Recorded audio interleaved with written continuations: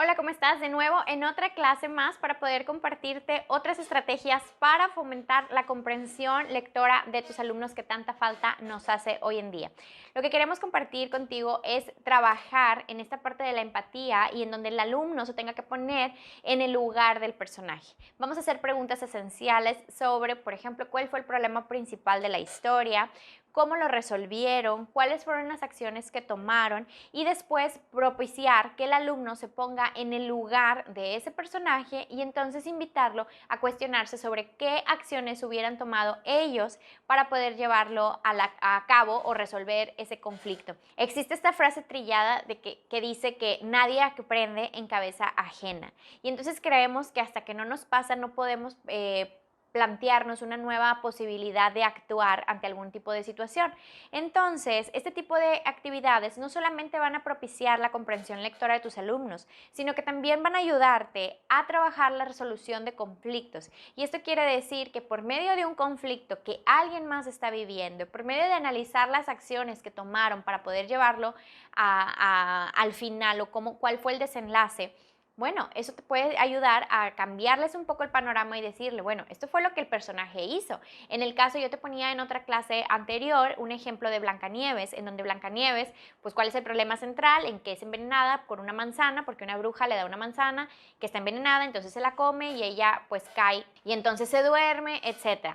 Entonces, ¿qué tendríamos que pensar aquí? Decir, bueno, esta fue la forma en la que Blancanieves actuó. ¿Qué hizo mal? Pues confiar en una persona desconocida que aparentemente tenía buenas intenciones, pero le dio algo que le hizo daño. Entonces, ¿cómo podemos enseñarles a los niños un nuevo patrón de comportamiento? ¿Cómo podemos enseñarlos a pensar en cómo resolver problemas? De decir, bueno, ¿qué pasa si una persona en la vida real llega y te pregunta, por ejemplo, dónde vives? O te da algo de comer y tú te comes lo que te están dando y qué tal que a lo mejor no va a estar envenenado y no vas a caer en un sueño profundo y no va a ser la película de Blancanieves, pero si lo vemos a lo mejor se va a ir muy drástico, pero lamentablemente vivimos en un país donde la inseguridad también está a la orden del día y debemos a veces plantearles situaciones para que sepan cómo hacerlo. A lo mejor no te van a envenenar y no te va con una manzana, pero sí te dieron algo que te pudo dormir en ese momento y a lo mejor acaba en un secuestro. A lo mejor no nos vamos a meter tanto en los detalles así, pero esa es una realidad que podría pasar en nuestro país, desafortunadamente. Entonces tenemos que enseñarles a los niños a tomar acciones por medio de otros problemas que se están presentando, que quizá a lo mejor aquí sea un cuento, pero que yo estoy trabajando con ellos. Entonces, sí tenemos que hacerles preguntas y sí tenemos que favorecer esta solución de conflictos, porque luego estamos muy encasillados a como que, ay, bueno, le voy a poner un problema razonado para que piense cómo lo va a resolver con habilidades numéricas. Pero también hay que ponerles situaciones de la vida real y luego cambiarles el escenario para decir, a ver, si tú estuvieras en el lugar, ¿qué harías?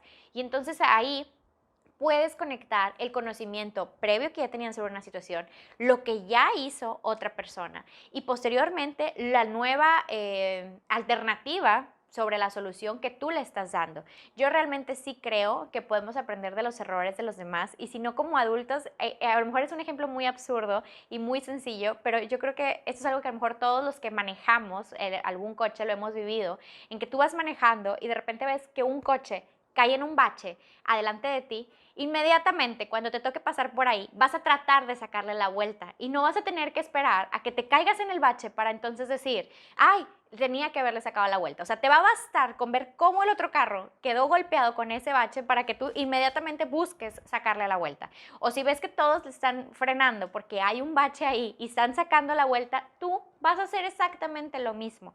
Entonces sí podemos aprender de los errores de los demás.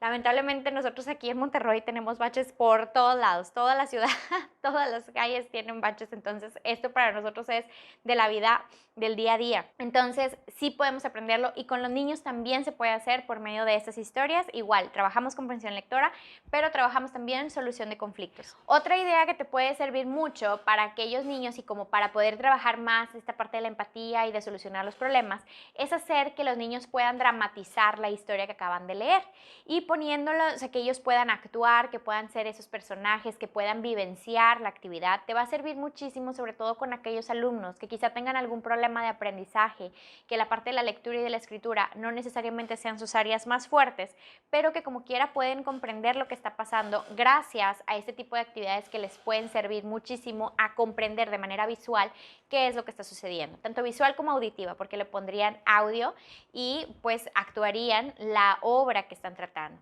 Entiendo perfectamente que todo esto va a ir en función del contexto donde te toque aplicar esto. A lo mejor nosotros en CEPEDI, pues si nada más tenemos un niño, ¿cómo hacemos toda la dramatización nosotros mismos? Pero lo que podríamos utilizar, entonces se me ocurre hacer títeres y hacemos los títeres y nosotros le damos vida.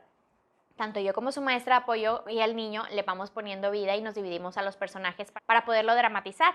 Pero en el caso de que tú estuvieras en un salón de clases donde tuvieras varios niños, pues sí podrías hacer una selección de personajes y a ti te tocó representar a tal, tú vas a ser tal, tú vas a ser fulanito, tú vas a ser fulanita y entonces que lo puedan actuar para ahorrar tiempo, porque también van a decir, sí, pero es que no tengo tiempo. Yo trabajé 10 años en colegios y las entiendo perfecto. De verdad, sé que el tiempo apremia porque es infinita la cantidad de actividades que tenemos que llevar a cabo con ellos. Pero podríamos hacer alguna adecuación. Entonces, en lugar de leer ya la historia dentro de la clase, pues lo que queríamos es pedirles que previamente la lean en casa y asignarles ya de una vez en la tarea de decir, tú vas a ser fulanito, tú vas a ser fulanita, tú vas a ser fulanito, tú fulanita, y entonces ya que lo lleven anotado y que al día siguiente ya todos vengan con una noción, con ayuda de los padres de familia, de que ya les leyeron la historia o que ya la leyeron por sí mismos, al día siguiente ya van a tener una noción de qué es lo que les va a tocar representar y entonces puedes hacer diferentes equipos para que a lo mejor algunos actúen la primera parte, algunos actúen la segunda o pueden hacer diferentes sketches para que puedan vivenciar esta actividad. Y te aseguro que va a ser una manera mucho más divertida para aprender, de aprender para ellos, perdón. Y también otra de las actividades que puedes hacer es que si tú estás trabajando, como usualmente se suele trabajar en los colegios, sobre todo para quienes son maestros de inglés, trabajas tú con una lectura durante una semana. Entonces, a lo mejor el viernes vas a pedirles que se lleve a cabo esa dramatización. ¿Por qué? Porque ya durante los otros días de la semana, en las clases, ya tuviste actividades con organizadores visuales, con organizadores escritos, donde ya tuvieron que hacer diferentes cosas plasmadas en alguna libreta y entonces ahora vamos a ponerlo en práctica de manera vivencial. Entonces, espero que estas actividades te puedan servir muchísimo para poder trabajar con tus alumnos y que por supuesto nos compartas cómo te va al llevarlas a cabo. Muchísimas gracias y nos vemos en la siguiente clase.